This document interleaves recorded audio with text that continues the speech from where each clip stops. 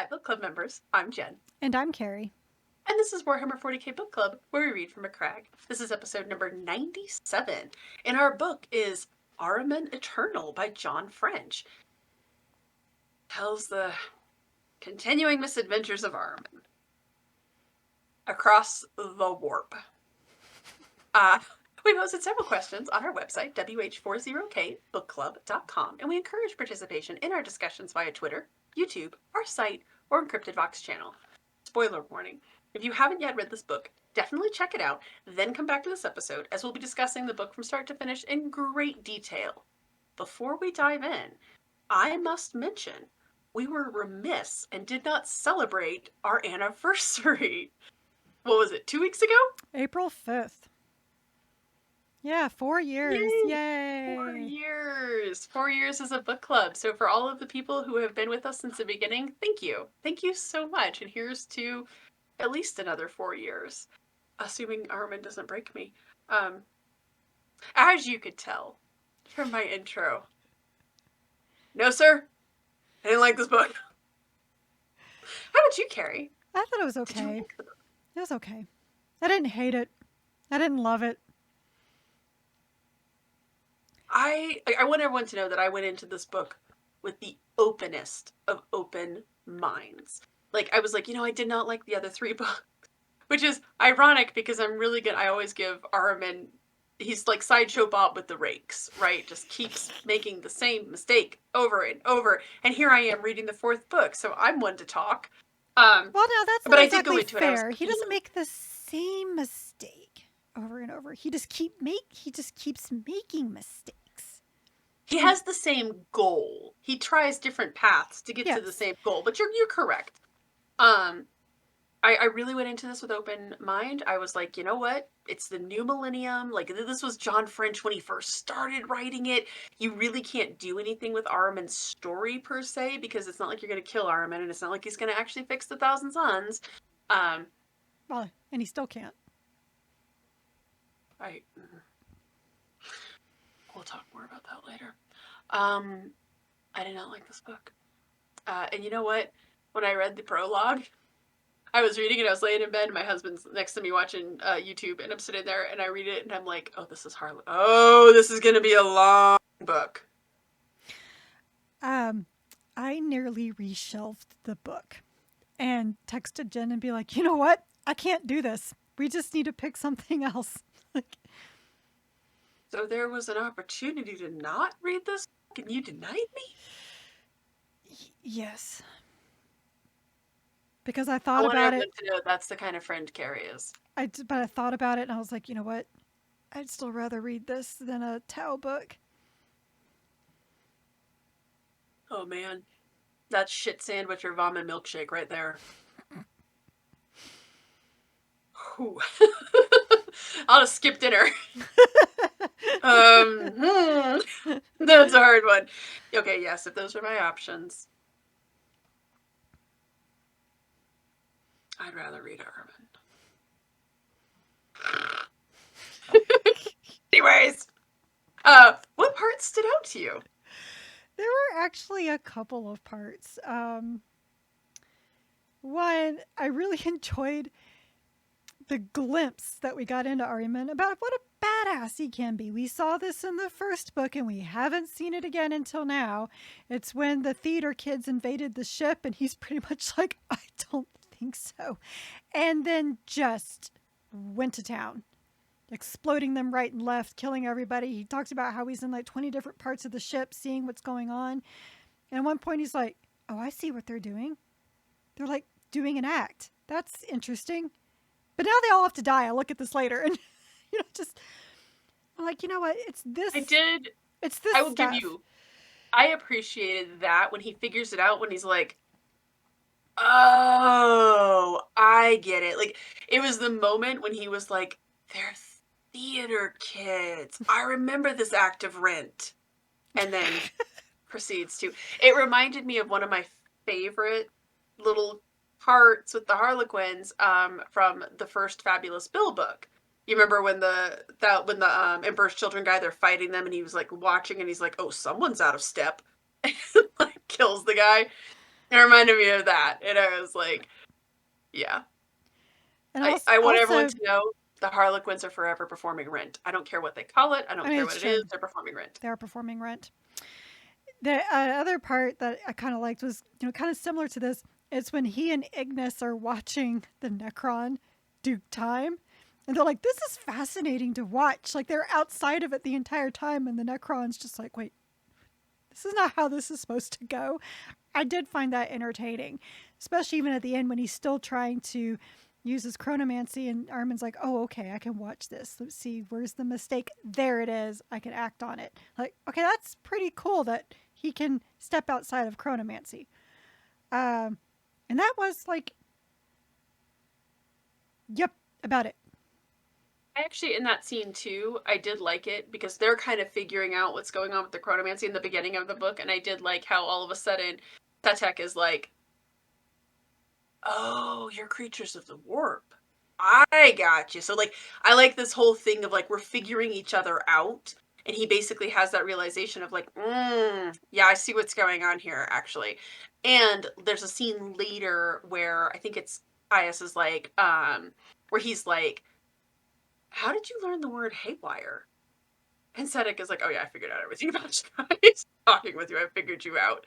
Which I thought that was kind of fun. Like I like this whole getting to know you, getting to know all the yeah, anyways. Uh yeah. That's about actually there's one other piece that really stood out to me, but it's not an actual bridge us into our first question, which is I'm gonna use my favorite movie quote, and I'm not being facetious. It's actually one of my favorite all-time movie quotes, and it's how I define Ahriman. Some motherfuckers are always trying to ice skate uphill. Ahriman is still trying to ice skate uphill. Were you invested in this misadventure? What did you think of it? Did you like his? I know we said that we liked seeing him be a badass, but did you like his internal workings, his goal? Like, does this No, does does this continue Ahriman's story in a meaningful way? no, because I don't think he knew what he was doing. It's very interesting that you say that because I will be very honest and say that it wasn't until about the halfway of the point of the book where I was like, I think I see what he's doing. And then we get to the end and I'm like, what was your goal I don't here? know. Like what do you think you were doing? So another thing is, I really got the impression, this is probably true, that he had no idea what Xenosis is. Like, we know it's a Necron, but obviously he didn't know. So if you don't know, why would you think this thing can help you? It was very odd, and I couldn't really follow his train of thought. Yes. And so along those lines, one of the problems that I always have with Ahriman is that everyone always talks about how smart Ahriman is, right? Like John French as an author tells you how smart Ahriman is. And Ahriman himself is always talking about how smart he is, and all of his friends around him, oh, Ahriman's so smart. But he never really behaves in the manner of a smart character throughout all of the books. And I complained about this in the first 3 books too. Like he trusts a little too easily. His thought processes, he makes leaps of logic where I'm like, no, you definitely have player knowledge, not character knowledge. He'd never, if I were to be charitable, I would say that he is the definition between intelligence and wisdom. But I'm not being charitable tonight. It's been a long week. I so there was a moment in the book that stood out to me. This is how much it stood out to me. It's when he's talking with Setek, and Setek is basically like, "Oh, my people, we created a device that would let us permanently alter time and like go back and change the past." And Ahriman goes, "Then why are you dead? Like, why are your people dead if that's the case?" And I set down the book and was like, "Holy shit, that was a smart question." Mother of mercy, he I, actually said something smart I actually and liked all didn't of. blindly trust Setek. I liked how I liked his barbs against Setek and his disdain for their people. And as he's looking, even in the tomb world, and he was like, there was no great enemy. It was you. Which I'm just like, well, of course, we all knew that anyway. But for him to kind of notice this, and he's just like, you guys are so full of it. You have no idea. So I know that was kind of done in a way to show how they're exactly alike. because Ahriman has kind of done the same thing with his own people. Did you get that? Did you get that when they were talking about the three kings? Like, did you get it? Did you get that it's just like Ahriman? I thought it was telling the romance of the three kingdoms, to be totally honest, but You keep Dynasty Warriors out of your mouth. Actually read those books. Yes, actually, you are right. but I kept thinking when I got to that, I started singing "We Three Kings of Orient Are." I feel like Ahriman would have been the guy that got lost on the way there. There were supposed to be 4. It's supposed to be 4. Yeah, Ahriman, you got lost. No, you know what? I think Ahriman is the guy with the myrrh. You know, because if you know anything about myrrh, it doesn't smell like anything. It doesn't really smell like anything, but it has all these other potent properties that you don't see until you actually start to, you use it as a perfume or as incense. And it's actually the most valuable between the gold and the frankincense. So that's actually what I see Ahriman being like, here's the thing that you don't know what it does, but it's very expensive. This is me. Right. He's just, and I think the problem I have with him is he's just so arrogant. They're all arrogant. Oh god, they all are. But Ahriman in particular, and there's a little bit, and I feel as though this book also kind of leaned into that. Like, there's a bit of a woe is I with Ahriman, right? Like, oh, woe is I tried the rubric and it didn't work. And then I tried it again and it didn't work. And I'm losing all of my friends and everybody hates me. And now I have Magnus hates me. Now I have this pillar of fire chasing us. As one does. I mean, in the Warhammer 40k universe, is that the weirdest thing? No, but I kept wondering, I was like, so in the daytime, does it turn into a cloud? Right? It's like a water spout. No, I'm just Bible jokes for the win. Anyway, continuing. Oh my god, that took me a second. Yeah. More biblical humor this evening. I don't. He's just a character that I struggle with. And I was kind of hoping that, again, I think, like, in the first book, you could see that John French was really kind of a greener author. And I thought maybe, like, as he grew and as he kind of, maybe it's just Ahriman. Maybe I'm fully willing to admit, I just don't like Ahriman. But you and I were talking about this, and you were talking about, like, him in the Horus Heresy. And I think when other writers write Ahriman, like in the Horus Heresy especially, I don't like him, but I don't hate him. Well, here's a more recent example. Hate him. Go look at Rachel Harrison in Mark of Faith when Ahriman shows up. Even she wrote him better. Very much so. Then he felt more arrogant, yes, but more like the arrogant villain, almost more like Moriarty character that shows up and is just like, you dumb bastards. Right? I've outplayed you. And you're like, ooh, he did. He really did. Which is how he is in the Horus Heresy. So, so in a way, so a lot of thinking about this, because it kind of saddens me that Ahriman's being portrayed in this way. Even though on the one hand, I know he can never be successful because, I say that, and yet Reboot and now the Lion are weak. So what do I know? I mean, maybe he will.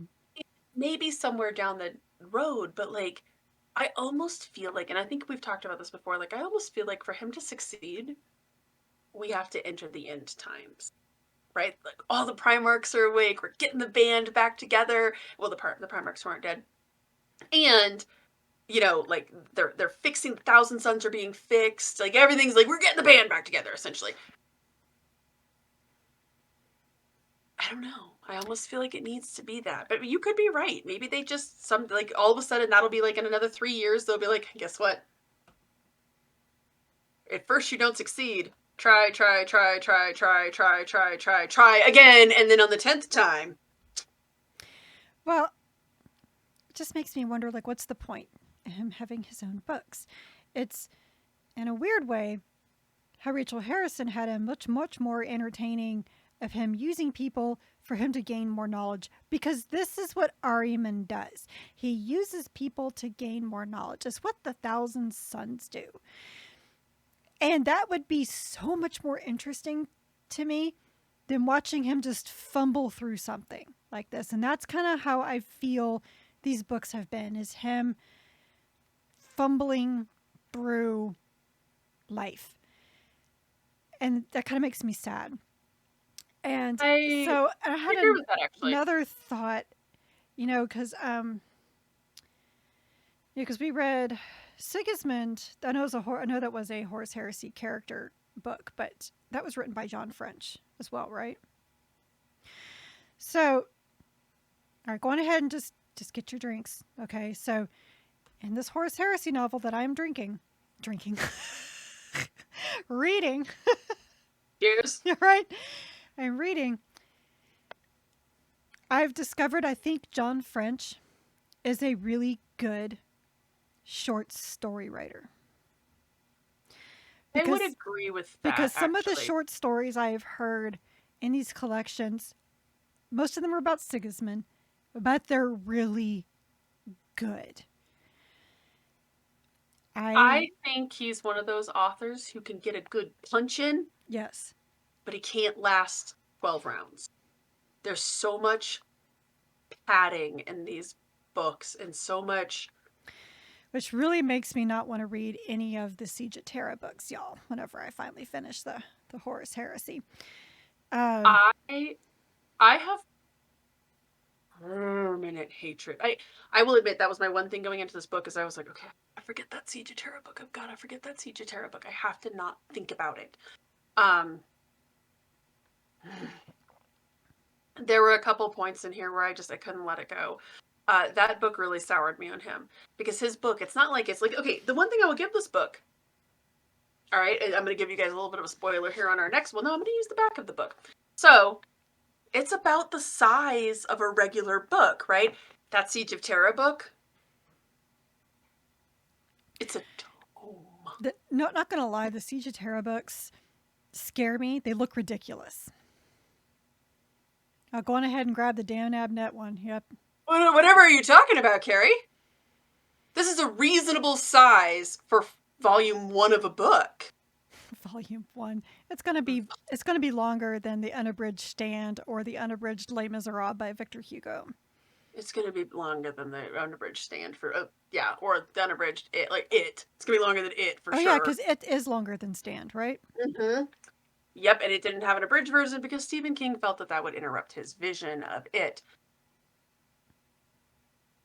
Again, I'm having some emotions and some feelers tonight, guys. So, Mr. King, I want to ask you. So, really, the spider demon with the tongue-biting ritual at the end, that was really what you were going for? That was your glorious vision?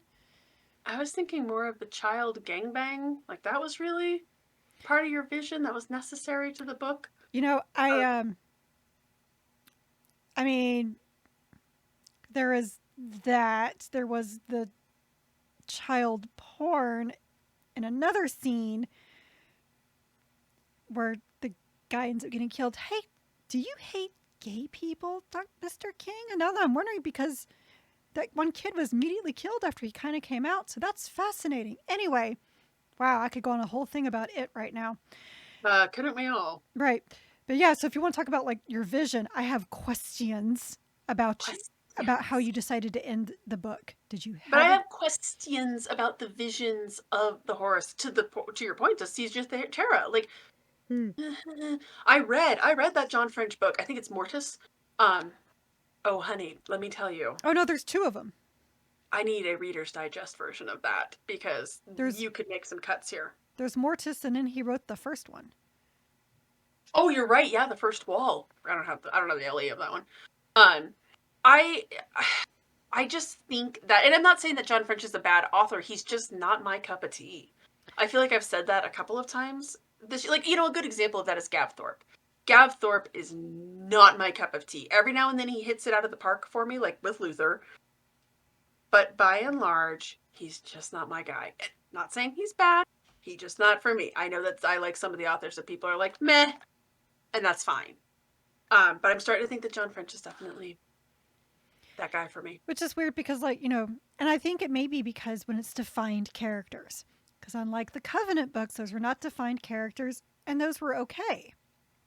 You could, I mean, there is something to that. Sometimes it's really hard to write somebody else's character. But he does it really well with the short stories. I mean, honestly, the Ahriman short stories that were in the omnibus were pretty good. And of course, I'm reading them going, why can't your books be like this? And then I'm like, oh, right, I think you're just a short story writer. And there's nothing wrong with that. No. No, there's actually a couple authors in the Black Library right now that I'm like, oh God, what's his name? We can't stand him. Peter Fahavari. I've read some of his short stories, Oh, and yeah. I'm Well, like, I read two oh, of his short stories about the Angel's that Penitent, and those were really good. I really enjoyed them. they were, as my child would say, straight fire. They were good. Like they hit. They really slap. Um, they really. When I you liked said them. when you said author we hate, I thought you were going to say Ian St. Martin. I was like, I haven't read any of his short No, stories. no, no, no redemption for that man. If it makes anybody feel better, I feel the same way about Kevin J. Anderson. Look him up, kids. Single-handedly ruined the EU of Star Wars. Anyways, so we talked a little bit about this earlier, but and you and I have talked a lot about this offline, so I really want to have this conversation on the podcast. Were the Necrons a good foil for Ahriman? Because, and we'll talk more about the Harlequins later, but the Necrons, were they a good foil? Did they make the book feel a little dated? Oh, very dated. And so, if I may have the floor here for a minute. The floor is yours, madam. I need a conch in my hand, man. Literary jokes. Anyway, so I don't even have anything that looks like a conch. I was And- hoping I had a conch around here, but I don't. like I don't have even any seashells or anything. Anyway, regardless. So when I when I found out that this book was included the Necrons, I was like, huh. Well, that seems old because the Necrons were kind of, I don't know, last year with the They whole were so 2021. with the whole psychic awakening, with that whole ordeal and the Silent King, and then we read a lot of Necron books about them awakening, and then it hit me. I was like, this book was actually originally written nearly a year ago, March 5th, 2022 was when the limited edition came out. Means it probably started being written in 2021. So if you read the afterword in the limited edition, that was posted June 2021. So we're talking about nearly 2 years old. All right. So Black Library, Games Workshop, whoever needs to listen to this, I think it's fine that you want to release, a limited edition book. You need to start releasing other editions with it. Because we've been sitting on this book now for a year and it feels dated and out of place. If you had at least released an ebook version, we would have read it way back then and it would have felt a little more in tune with where everything was going. But this thing about doing a limited edition and nothing else and then publishing everything else 8 months to a year later, I'm sorry, my friends, that's got to stop. This isn't the first time that y'all's release schedule has hurt something. I'm thinking back to Darkness in the Blood. That limited edition released a year before it released in hardback. And Darkness in the Blood had Mephiston go through the Rubicon. How does this affect things? Well, let me tell you. Darius Hinks was coming out with the trilogy, the Mephiston trilogy. Darkness in the Blood takes place between books 2 and 3. Hinks has talked about how he and Guy Haley worked together with Darkness in the Blood so that his third Mephiston book could follow right after that. Unfortunately, like I said, the limited edition came out. Darius Hinks' third book came out. People reading the third book and they see that Mephiston had gone through the Rubicon. They're like, what the hell? When did that happen? Well, only the royalty who splurged the bukus for that collector's edition, because it wasn't just a limited edition, it was a collector's edition. It was pricey. There was a lot in there. Got to find out everything right when it released. So people got things spoiled for the Mephiston trilogy. I'm sorry, Games Workshop, Black Library. That's a problem. And that's not just a problem for us here in the book club. That's a problem for all of your readers. You don't want to release like your paperback or your hardback for like 6 months or something. Okay, fine.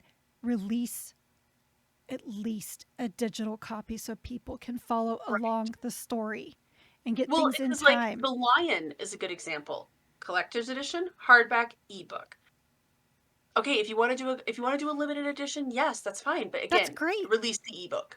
Because again, and look, I understand that there's going to be people who are like, if you read the codexes, you know this already. Okay, that's not an unfair argument. However, for the people like us who are just reading that, Also, the it codexes are does make it expensive. hard. The codexes are more expensive than a They limited edition of are. a book. They're $90 for a Yeah. codex versus a limited edition is anywhere between 60 and 85. So this was bothering me, and I had to go back and look. We read Indomitus July of 2020. Oh hell. Yeah. Yeah. So again, as you said, and I totally like, I feel you so much on this because in, And this is not so John French's fault. Like no, it's not at at all. all. This is actually a Black Library thing, and because like, okay, so you remember when, so Robbie Bobby wakes up. And it's all the Death Guard. It's the Death Guard, the Death Guard, the Death Guard, the Death Guard. Nurgle's coming, Nurgle's coming. So we released the Dark Imperium books, right? And then all of a sudden, between the second and the third book, they're like, no, never mind. Let's go back and cover the Indomitus Crusade. And guess what, y'all? Necrons. So then there's Necrons everywhere. So I'm going back through all of our books here, and we read a bunch of books that dealt with the Necrons. And the Necrons were the big threat, and the Necrons were the big threat, and the Necrons, and the Necrons. And then the Necrons basically just disappear. Like, not totally disappear. I mean, obviously, we read Kazarkin, which had Necrons in it, because I feel as though the, oh, what's his name? I really liked his books too, or I really liked a couple of his books. He did the Gosgul Thraka book, but he did Oh, the Nate Ruin. Crowley. Nick Crowley, yes, he did that Ruin series. Mm-hmm. And then they basically are no longer at the forefront. Like, what are we supposed to do here? So, and if from reading the afterword, that may only be limited edition. I don't know. It's the only copy I have. This takes place before the awakening of the Necrons. So this was supposed to be like basically saying, oh, by the way, Ahriman woke up the Necrons. Okay, that would have been relevant 2 years, even 1 year ago. Now it's just kind of like, okay. So I agree with that entirely, I'm kind of disappointed in that. So I'm actually very disappointed. It made it even harder to care about this book. You know what? I feel as though, like, so okay, I got to the end of this book, and I told Carrie, I like got to the end, I read the epilogue, closed it, dropped it, walked away. I just did not enjoy this at all. So, but you know, again, sometimes it do be that way sometimes. But the thing that I will say is that I didn't read that afterwards. So Carrie then told me about it, and I'm sitting there, and all I could think was, I guess, like, that's real neat. Again, using one of my kids' phrases, that's neat. But did I ask? Like, I don't think was anybody sitting around wondering, oh man, I wonder what woke up the Necrons. Was anybody sitting around thinking that? To me, what that mostly signified was not the importance that, who woke up the Necrons, because nobody asked, nobody cares. But it was more about the timeline in this whole thing. Just like, agreed. Yeah, it's like, okay, but I don't care at this point. Like, you're too, as my dad would say, too late, Nathan, too late. Like like a year ago, back in March, probably would have found this. I would have liked it maybe a little bit more. Jen might have tolerated it a little bit more. I'm not going to say she would have liked it, but yeah, she might have tolerated it a little bit more because it would have been fitting with the timeline. To the narrative. And I feel as though, and I'm going to be really honest, we're going to talk more about the Harlequins here in a second, but given that we were reading the Fabulous Bill series, right, it kind of would have felt thematic. We've got Necrons over here, we've got Harlequins over here, like, stuff is happening. And this all fits and makes it. But I will say, like, reading this book, I could not shake the feeling this was a 3-year-old book.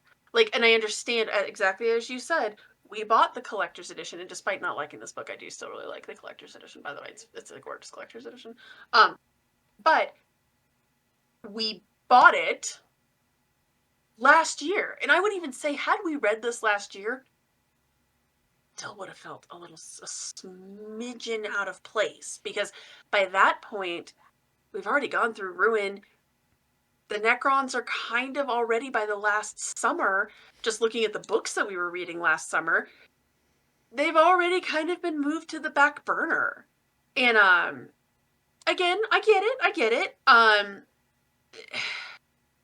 think this would have felt a little dated. You can tell that he started writing it, and I think that is part of the problem of, it's the Necrons, everyone. Oh wait, no, never mind. It's not really the Necrons anymore. Maybe it's Tau? What is it? What is the hotness this time? It's not the Death Guard. I'll tell you that much for nothing. Yeah, just looking back at what we were reading last summer.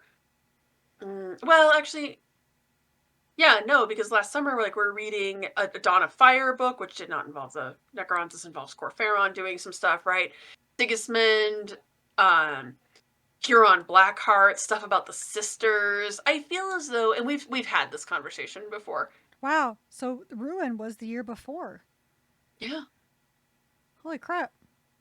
I was all ready. No, it wasn't. The last Ruin book was, or Twice Dead King book was February 24th. So this would have come just a few weeks after that, and it might have fit in a little bit. But I mean, it's obvious that he turned this in. Well, actually, we read Twice Dead King back to back months last year. Mm-hmm. So it might have fit in, but like I said, he wrote the afterword in June 2021. I think he thought it was going to be published sooner than that. Yeah. So I think that, yeah, they would have had. Yeah, I don't think it. I don't know. It feels very dated. Again, this is not Jen French's fault. This was the initiative he was given. But so let's bridge into our next topic here, because this also, I think, goes with this. What is it? A Black Library initiative that two of the big trader first captains, well, kind of with Fabulous Bill, but you know what I mean, two of the biggest named characters for two of the big trader legions, one of the big four, the Harlequins are just trying to stop them.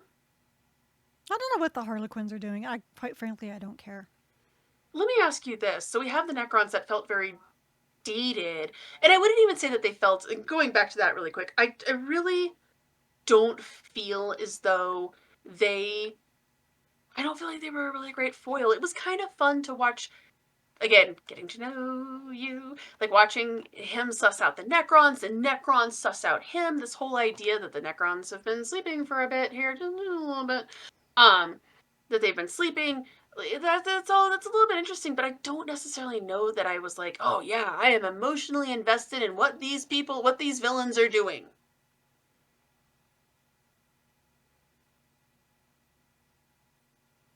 I don't know, would it have been better had it been a Loyalist Legion? I don't know. I really didn't, just going to what you were saying, and we'll talk again, we'll bridge here into the Harlequins, but I didn't care what the Necrons were doing. I didn't really care. His, does his dynasty awaken? Does his dynasty not awaken? Don't know. Don't care. By the midway point, right, where it's clear what he's trying to do, I'm like, again, I guess. I mean, we already know what the next book's going to be about. Is there going to be a next book? Please tell me not. I mean, Necrons are going to be, Necrons are now going to be hunting Ahriman down. So that could be a problem. Is it though? And that kind of feels like such a slap to the Necrons. Not that I'm anyways. It feels like such a slap to the Necrons that hey, go on a wild goose chase after Ahriman. Go chase your tail over there. Again, I guess. Nah, he did try to kill a Pharaon, so. Well, there's that. So let me ask you a bigger question here, because the Necrons, I do feel that the Necrons are at least integral to the plot. A lot of the plot revolves around it. Some very important. Not that I know, what Ahriman wanted from them. I mean, maybe this is another instance where I'm dumb and I couldn't figure out what he was trying to get from them. Aside from chronomancy, I guess. But I didn't get the impression. Okay, so I feel you on this. Once he talks to the Necron, it becomes clear what he wants from them. But they hunted out that Necron. How did you know to go after that thing? Like, how did you know to go after it in the first place? Because when he's talking to it, I got the impression that it was more of an opportunistic thing where he's talking to him and he's like, oh, are you messing with time right now? Like, it felt more like this is really interesting, isn't it? What sent you after them? Which again goes back to I didn't understand why he, because like we said, I got the impression that he didn't know what that Xenos race was. Like they never once called him a Necron. They just kept saying that Xenos. So they didn't know what it was. But why'd you pick it up then? Exactly. That's what I'm saying is like what made, because they were on a mission for that particular Xenos. They land And on they attack that ship to get that. You're right. You're right. And then to take it somewhere. But why? So I'm actually a really big Christopher Nolan fan, and we went and saw that movie Tenet when it came out, and I was so grossly disappointed in Tenet because halfway through the movie I leaned over to my husband and I was like, I understand what's going on, but how does the main character understand what's going on? Because we're getting a lot of exposition here, and they haven't actually explained anything to him. He read the script is the short answer to that question. It was a really disappointing movie in general. But that was my big question. I was like, but how does he know what's going on? And then by the time I got to the end of the movie, I still had that question of, I get it, but how does he get it? Because he did get it very clearly. I felt the same way with this. Okay. Yes, as soon as he's like mentions, as soon as the Necron starts messing with the chronomancy thing, I was like, oh, of course that's what Ahriman's after. Of course it is. But you didn't know that that's what this thing provided to you. So what exactly were you hoping to gain from this? Was it just the fact that it had been encased in a crystal and somebody grabbed it, so you were like, ooh, shiny? Like a magpie? Is he a dragon? Yeah, exactly. Mine. I don't, like, what made you go after this thing? Because again, it felt so opportunistic. We're going to say it's some time loop happened, so you know what, forget. I'm just going to exhaust myself. I'm going to stop talking. That's fair. We'll talk more about the time loop stuff in a second. Do we have to? I'm afraid we have to, because the whole Helios reveal thing is, but let's talk really quickly about the Harlequins. Okay. Do they help the narrative at all? See, now you're making me think maybe I didn't like the book. I'm sorry. I got to No, the Harlequins were pointless. They were freaking pointless except to kill the navigator, which I felt so sorry for the navigator this whole time. Well, because the navigator and the blunter were becoming friends. And I didn't care about that. Well, again, I've always said that this universe is so dark and awful. I make a lot of jokes about romances, but the truth is that I just get happy when people find friendship. When they're just like, oh, hey, everything sucks and is dark and miserable, but you know what? You're not bad. Let's be friends. Great! I just felt really bad for this, especially when he thought he was back in his rooms and was looking for his Aquila. I was like, oh my God, this poor guy. The funny thing is, I was telling this to Jen, so I got the audiobook because I drove 4 hours and back this last weekend. And I figured maybe I could listen to it. And I think the narrator didn't like these characters either. Because I don't much care for Milton either. Mrs. Milton didn't much like him either. He made Ahriman sound like, I'm going to date myself here, but he made him sound like Steve Urkel from Family Matters, a 80s, 90s TV show. Basically a very nasally, high-pitched voice. Kind of a whiny guy. Yes. The navigator, he made him sound like he just gets beat up by bullies like all the time. And he might get shoved into a locker. Like, that's all I could think about. And the more this guy cried, I was like, he's going to get shoved in a locker again. You're right. Well, but I mean, like, look, Did the Harlequins have to kill the navigator? It's a navigator. The night is full of dark and full of terrors for the navigators, okay? Their lives are very short as it was. You could have killed them in a million different ways. I will honestly say that aside from that piece, and even then, you're on a ship of the Thousand Suns, really. Like, we've already established that the Thousand Suns can kind of navigate the warp. They The just would rather navigators, some mutant do it. exactly, like that is difficult work, so let's leave it to this mutant thing. You could remove you could I will strongly argue you could remove the Harlequins from this book entirely, and the plot doesn't change. So here's a question that's going to make me sound dumb once again. I think this is just my job. I need to change it. Questioner of dumb things. Do we know why they wanted to kill Ctesias?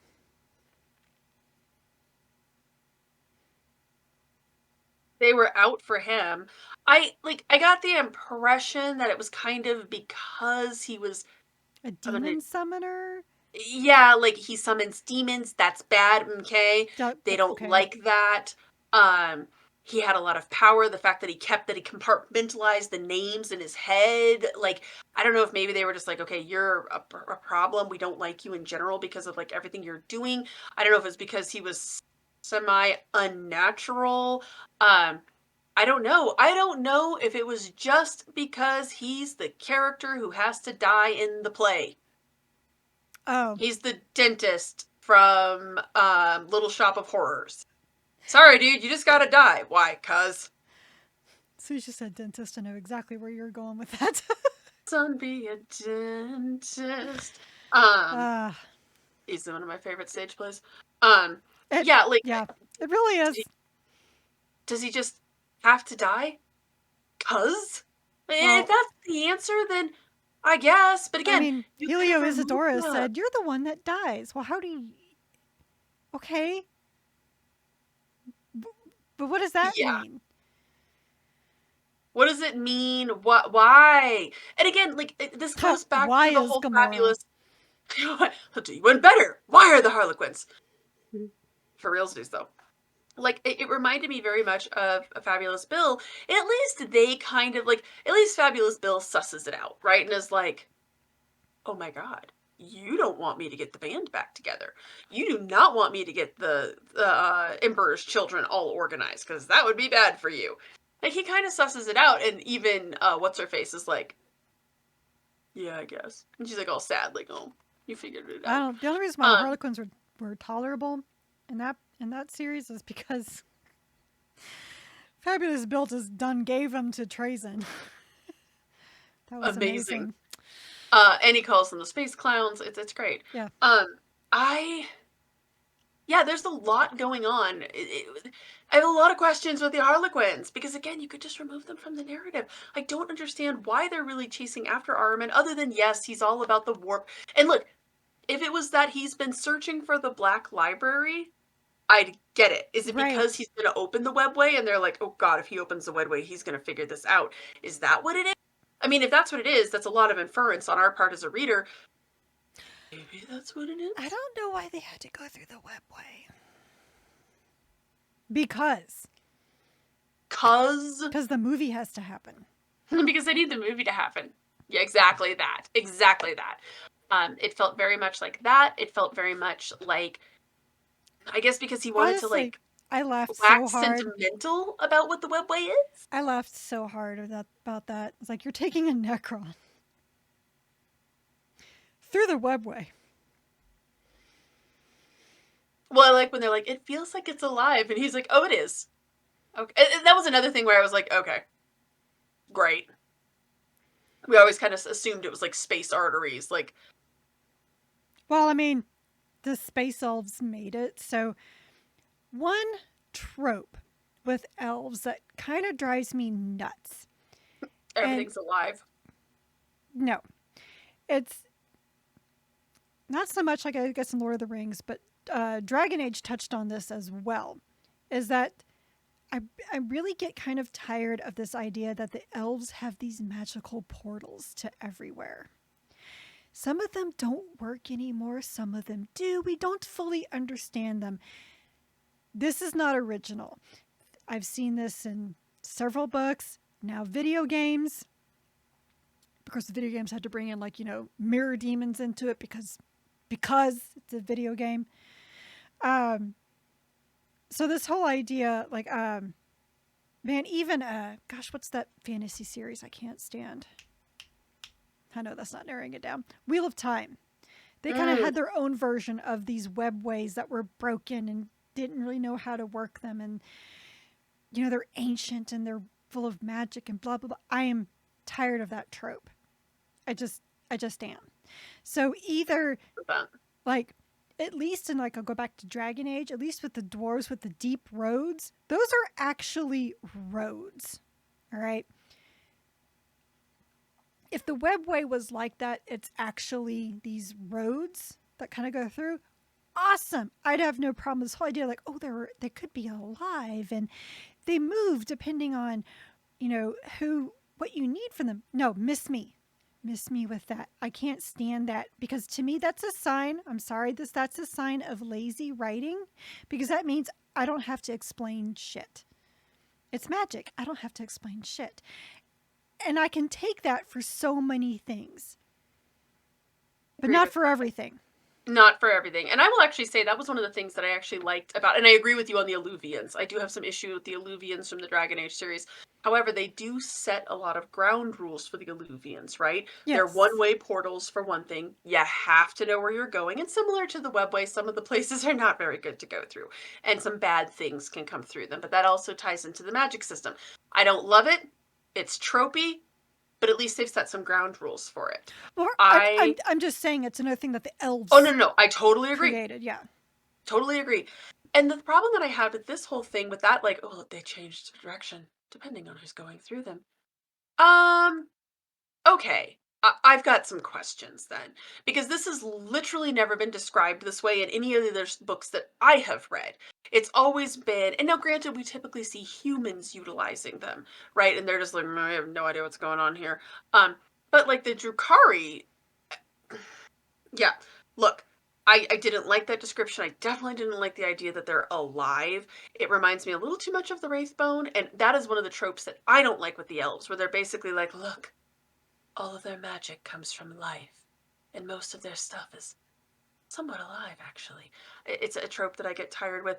And it all goes back to Tolkien. It does, right? Because this all draws back to that central concept with Tolkien, that the elves were a mystical, advanced, super powerful, super intelligent species that is in decline. And nobody really understands anymore. Got it.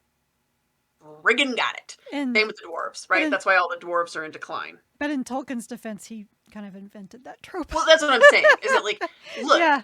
when you write the blueprint, you get to write whatever you want. The text, as it was, you get to write whatever you want. But even then, he established clear rules with stuff. Very, very clear rules. And this then bridges nicely into our next topic, because this touches on a trope that I hate. What did you make of Helios' revelations? Stupid. I'm sorry. Stupid. The second that he was like, I am the personification of the rubrics. Oh, get out of here. I am the Are you the pyrodomon. Oh, okay. Okay. Sure. Okay. I just can't. I was honestly fine with the fact we have this rubric that went through the second rubric and he is broken. That actually made 100% sense to me, especially when Catasius is going through. He's like, oh my gosh, your memories are just like all over the place. You're a broken thing now. Like because to me that was a sign of we can't fix the rubric. We can't go back. Because in a way, their minds are now like the dust that they were. It's just scattered everywhere. And I was fine with that. That was great. But as soon as he said, I am the second rubric, I was like, no. Nope. No. I liked Helios as well, because it reminded me like of, and this is a horrible concept for humans, but like when people are brain dead, but their body is still alive, right? And so like modern medicine can keep your body alive, but if there's no brain activity, you're dead, you're gone. Like yes, you're a body, and I really liked the idea that like he was soul dead, as it were. Right. Like, yes, he is there. He kind of has a like, I am Helio. Like, I know my name. Beyond that, there's nothing there. Like, you have not brought back the person you thought you were bringing back, It right? actually I'm with you. I thought it was wonderful. he made me think of like if a space marine would get Alzheimer's, because he would have these moments of lucidity, Hmm. and then he's just like, I don't know why this is that, but but I thought this would look nice if I moved this here, just Like, again, shadows, hints of his former self. I thought that was a wonderful concept. That was yeah. actually one of the things that really stood out to me, which is why I saved it for this point, is that, yeah, it's like a shadow of his former self. And that's because, again, one of the things that I've always liked about The Thousand Sons, and this was the only high note that I had for those first three books, was that they don't really understand the rubric. They don't understand what's going on in there, right? Like, it's a mystery to them even. I liked that concept. And there's so much that the 40k universe revolves so much around the concept of a soul. And then he's just a personification of, oh, I had Battlestar Galactica flashbacks.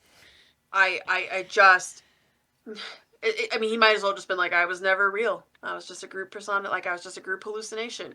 Um, Yeah, I don't like that those whole either. I don't like those. I don't like the I am the personification of a feeling. I am the personification of a concept, of a memory. I don't like it. I've seen this trope trotted out before and I don't like it. And everything, like basically every conversation, I made this joke to Carrie before and I will make this again here just to say that as I was reading it, the first thought I had was, wow, I thought the numbers thing was pretentious. From Yes. what's the second Declan book? Penitent. Penitent. From Penitent, I was like, oh man, I thought that number shit was pretentious. Like this whole, like, again, to quote the that why is, like, it just felt like the lowest brow, waxing poetic, sentimental, like deep thoughts with Jack Handy. But Dated reference for you. well, I mean, I mentioned Steve Urkel, so there we go. That's fair. Um, We're old. but dang it, just went away. It That just sucks. like the rubric. Um, the idea that it needs to be a person, and then by the end of the book, when he's sitting there talking with Helio again, I'm like, but Oh, I remember what I was going to say. So it kind of reminds me, there's another trope that I really don't like. It's very rampant in anime and manga. And it's kind of how I felt a little bit with Catasius going through his mind, is this Alice in Wonderland trope. And nope. I'm not a fan of this. Like, we're in this weird fever dream. Crap, where things like may or may not make any sense. And We're all mad here. yes. Yes. And it's like, it's Yeah, like at the end and you find out, oh, the Mad Hatter's the only sane one here. Okay, that makes sense. Sure. Sure, sure. sure. Um, I also am not a fan of the dream world of like, what is going on? What is reality? What is the truth? Where are we? Like, what does it mean? What does life mean? There's a bunch of stuff like that. It reminded me, it brought back, and this was one of those movies that everybody should have memory hold, because it was not good. What Dreams May Come. Oh, It reminded me so much of that. Like the whole thing where it reminded me a lot of that, and it hit on notes there that I didn't like either, where it's this, again, it's somewhat pretentious and it's somewhat nonsensical, and it actually reminded me a little bit of Peter Fahavari, in that I was like, wow, you thought this was deep, didn't you? And that's me being a real dick right there, and I do apologize. It's been a long week and I'm drinking. But this could have been cut in half, being more generous of it. Like, this could have been chopped down a lot. and not, but here's the other thing. Finding out that Helio is the Pyrodomon, the personification of this failed second rubric, did that change anything? Does that? The only thing that happened was that he killed Ignis, which I'm like, that is unforgivable. He was the That best is character. unforgivable. I was pissed. Like, he was the best character. Why you kill him? He was the best character by far. And I think I said He's this like, in oh, the but I last book. saved him. He went through the fire, and this is what happened. Okay, so is this your foreshadowing of this is the only way the Thousand Sons can be saved? I get it, Ayn Rand. You don't need to beat me over the head with it. Exactly. It was... that Ignis died. So let's talk a little bit about that. Like, because the book really at the end there, it really starts to go into this big, like, well, what does it mean? And what does this mean for the Thousand Sons? What was, what is, what will come? What does this book mean for the Thousand Sons? Where do they go from here? You threatened me with a 5th book before we started podcasting. Not funny. Like, don't negotiate with terrorists. Well, but these aren't even the Thousand Sons. Like, they call themselves the Exiles. Like, what are the real Thousand Sons doing? Well, and yet, though, I feel like they're living their best life on the planet of sorcerers. Like, we don't need to be fixed. We're fine.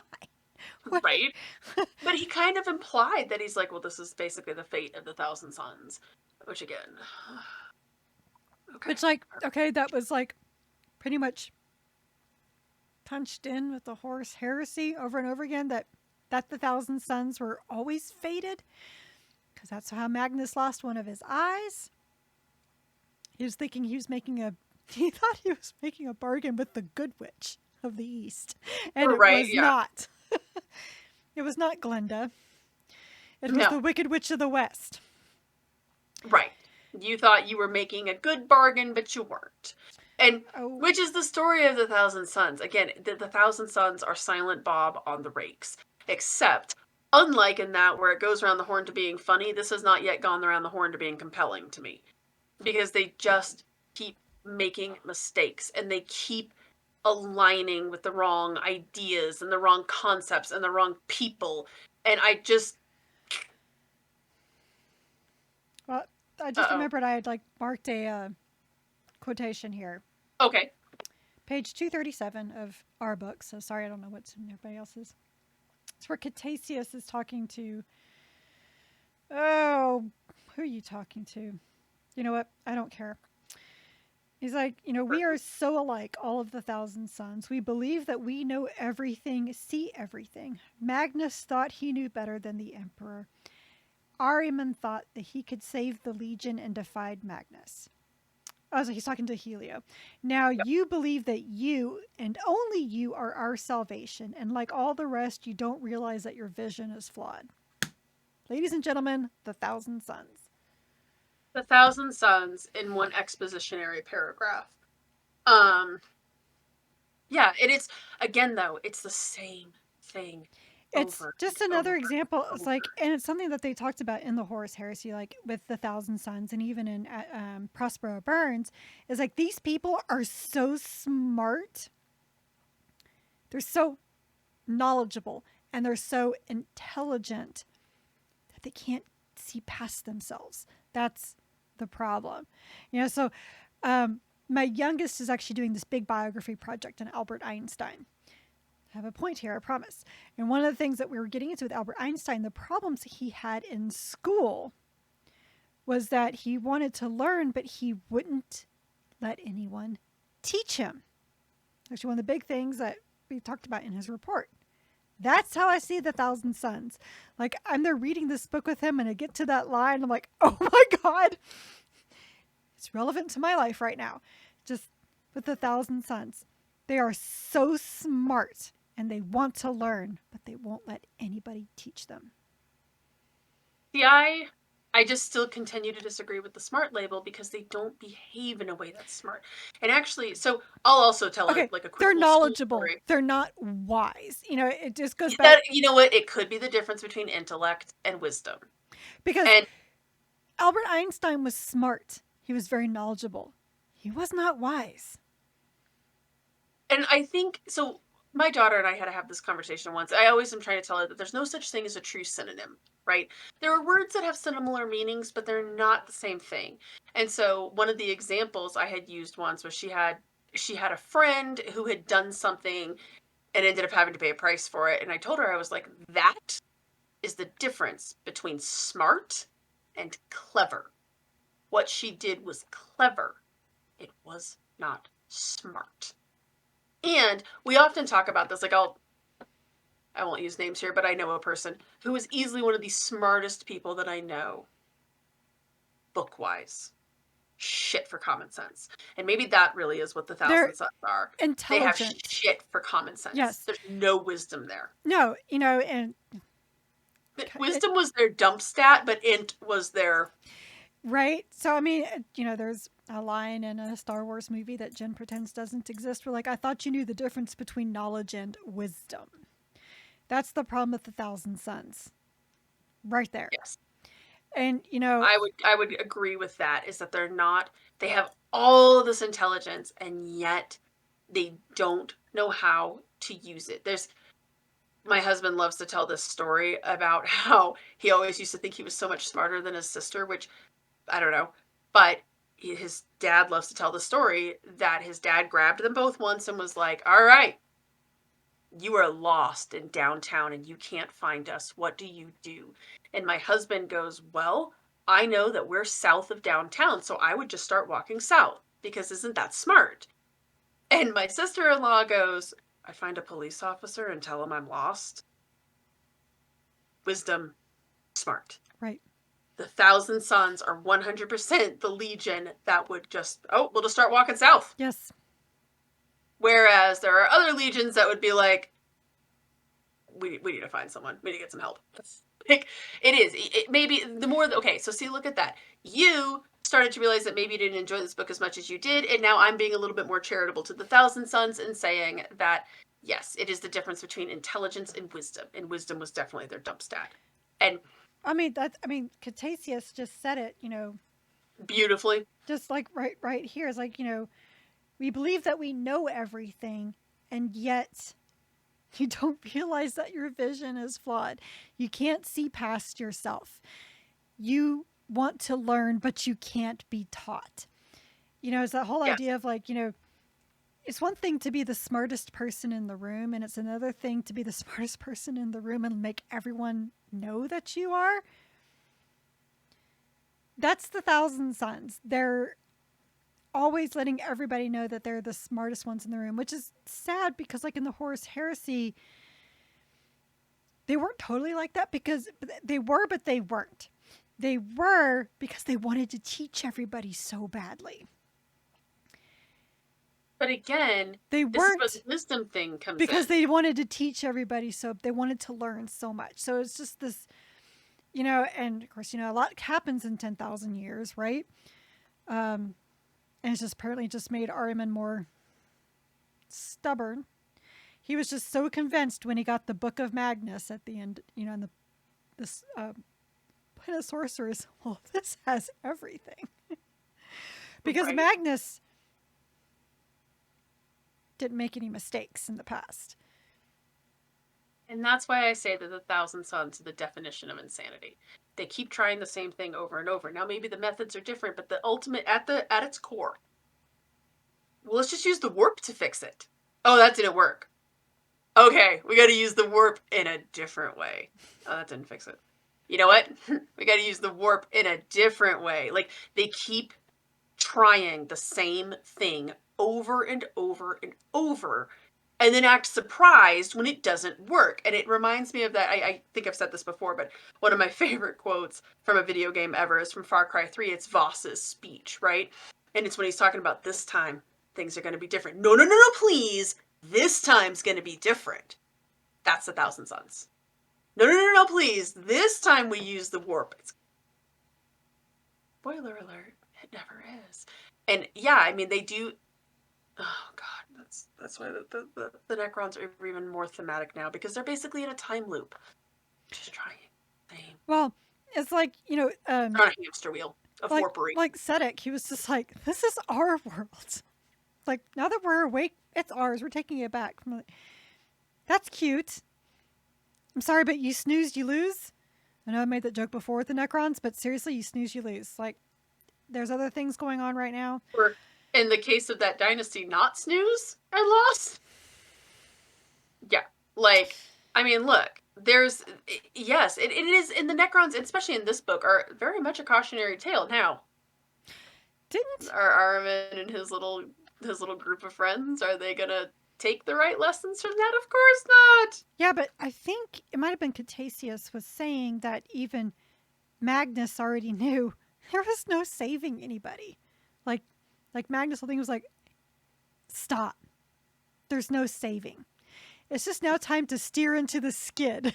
Which is what Magnus did. He's like, there's no coming back from what I did. So time to steer into the skid. What's kind of funny about that is, again, so this current short story thing I'm reading, it's about the sigillite and stuff that he's doing. And there's a great line for him where he's talking about how he can't blame Horus yet, but he does blame Magnus because Magnus should have known better. We had great expectations for Magnus. So I'm like, okay, yeah, he should have, but you had great expectations. There's the problem. You guys never explained your expectations for him. So he just thought you guys were putting him down, not praising his efforts. That is why he did the things that he did. Again, it all goes back to the Emperor being a bad father, right? Because the funny part is the next line is, if there was anybody I wish I could have saved or wish we could have treated differently, it would have been Lorgar. Which, a whole other can of worms of that. Was like, well, you should have made sure that Corfarin didn't come anywhere near him. That was your first mistake. Like, Yeah. Like, not let him become first captain. Or, you know what? Just a thought. Maybe just a bullet finds the back of his head, and his and Erebus's. Like, it's a 2-for-1. It's a BOGO. Or just maybe his Kogo? His dad Kill just one, get one? hangs out with Lorgar and gives him a hug. Yeah, I'm just saying. There's a lot of how many things could have been solved if the Emperor gave his kids a hug, which goes back to one of my favorite quotes from a Deathstroke comic about how Deathstroke is about to tear open the universe because a man doesn't know how to hug his children. Favorite line ever. Thank you, Wintergreen. Pretty much. But Magnus, at least like Magnus, he has steered into the skid. He has seen what has happened. I've messed up. I can't fix anything. Might as well just enjoy it now, right? And that's why he exiled Ahriman, and I don't think it was because of the rubric. I think it was because he could tell Ahriman's like, but I can fix it. He's like, no, you can't. We're done. You broke us. We can't be fixed. And it's something that even Catasius, I think even Helios even said, there's no fixing this. It's over. That's why Helios like the only redemption is by fire. So I'm going to take Ignis because his name means fire. Because the wink, only wink, wink, good character, and you killed him. And as he talked about, he had the rarest form of like their sorcery, using the math and science and logic. Mm-hmm. I like the idea of using that math is magic. I do really like that. I'm not going to lie. The math magician, that's pretty good. This, I have to say that I am really glad that our next book does not have any of this. One of the things that I think with this book, I think when I got to the end of this book, I was like, it's just, okay, that's fair. But I do feel as though I got through the book and I was just like, it's too heavy at the end there. The Thousand Sons have more baggage than Grand Central Station. It's just a lot. At least these guys do. I think really you could argue that about all the Traitor Legions. They all have a lot of baggage, but in particular, these guys have got a lot of baggage. A lot of baggage, and honestly, and I'm also a little disappointed because because this is like, okay, so now we got Ahriman post-Rift. Okay, cool. What is he going to do? Well, first of all, obviously the Necrons were past idea. But I feel like we didn't even get into like what's going on in the Imperium. We didn't. What we got into was theater kids and Egyptian Terminators. Don't forget the mimes. Or the mime. No. We are forgetting that. We are memory holding that, and we're literally never speaking about it again. In the beginning, when she likes is like using their special mime language to talk, which I just figured her the whole time being like I. Oh my god! If anybody ever saw Drop Dead I'm Gorgeous, sorry, you podcast only listeners, but Jen just kind of did her own little form of sign language there. It was funny. I love you. Yeah. No. Even though that's, but Yes. if anyone's ever seen Drop Dead Gorgeous, it is an underrated cinematic masterpiece that aged like a fine wine. There's a girl in there who does like interpretive dance with sign language, and if you know anything about sign language, there's so many words that you have to like spell out, and she's hilarious, and that's what I pictured. That's what I pictured. This mime Oh looking. my gosh! Wow, interpretive dance with sign language. Yes. It's in the arms of love, I think it is. But so that's a she's lot sad. of it, her doing this, and it's, oh my god, it's so But bad. this mime was so sad. She was really hoping that she would be killed, but the dance wouldn't let her die. Emo theater kids. Just when you thought they couldn't get any worse, we introduced mimes, and not only mimes, an emo mime. Was anybody sitting around thinking to themselves, God, I wonder if the Harlequins have mimes, and I wonder if they're extra sad. Well, don't mimes usually have like that teardrop? Oh, for Christ's sake, let's talk about our next book. I gotta put this book out of my friggin' mind. Muh. Sorry. Actually, it's really kind of funny to me because we are going from the morose and serious and what is life? What are we doing? Oh, I just thought of the best line. It could have been instead of Ahriman. I could have done like Ahriman Alda. Anyways. Ah, that would have been good. That's okay. War Boss by Mike Brooks. I'm so excited to read another Mike Brooks orc book. You know why? Because his orc books are funny. Orcs books are funny, and orcs is and I best. Need some humor. And it's funny to me because we're reading this, and then Mike Brooks is releasing the Lion book tomorrow. I need some humor. I need some laughter. I need some people who the thinky parts don't work very well. These guys have neither intelligence nor wisdom. Now, they are clever. Going back to my clever versus intelligence, they are clever. I mean, kind of. I don't know. The back of the book talks about that the war boss is proper dead. That's pretty bad. Proper dead, but somebody's gonna be proper clever because they do mention we've got Gork and Mork in here, so Mork, or so he claims. That's pretty funny. Snaggy little tooth. Has to be Mork because we got a weird boy on the cover. I'm very excited to read this. This is going to be like, again, just some candy after this. I like how the weird boy is pointing to his head, like he's telling everybody, "See, I'm thinking. I'm clever, proper clever." Like he's a Dreamcast. He's thinking. There you go. More deep cuts to show how old I am. I like it though. Yeah, I'm excited for this one. And I'm excited to not talk about Ahriman for a while. And I just like to put this incident behind me along with this incident. Let's just fun with this. Well, at least we read like a fun book before that. That's true. We did. But I would like to not be leapfrogging around with fun book. No. Fun book. No. Well, but we do have Armageddon to look forward to as well. Yes. So, but let's get some humor in here. Let's have some space hooligans. I'll be very sad if this is not funny. Don't even say that. Don't even jinx us. Doesn't want it. Do you want to take us out, Carrie? I guess. Probably wanted to a while ago, to be totally honest. But, here we go. So you've listened to the Warhammer 40k book club episode regarding Ahriman, Eternal. Wait, but is he eternal? Because he didn't find the answer to chronomancy. So I'm confused.